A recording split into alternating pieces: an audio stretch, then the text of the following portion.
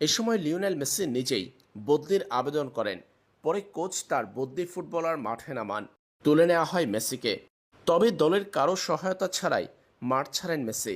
বারবার উরুর উপরের অংশে চেপে ধরতে দেখা গিয়েছিল তাকে, যা চিন্তার জন্ম দিয়েছে আর্জেন্টিনার।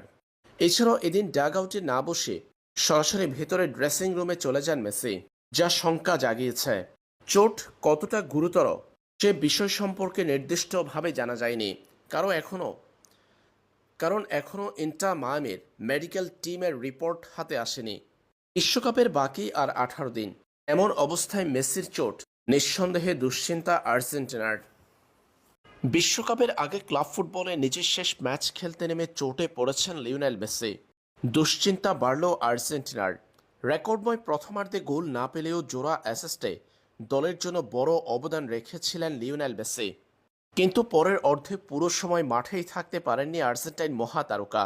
লাখো ভক্ত সমর্থকের সামনে আর্জেন্টিনার দুশ্চিন্তার জন্ম দিয়ে উরুর চোট নিয়ে মাঠ ছাড়েন মেসি। আসন্ন বিশ্বকাপের আগে ইন্টার মায়ামির হয়ে নিজের শেষ ম্যাচ খেলতে সোমবার ভোরে ফিলাডেলফিয়ার বিপক্ষে মাঠে নেমেছিলেন আর্জেন্টাইন মহাতারকা। ম্যাচের পুরো সময় মাঠে থাকতে পারেননি মেসি।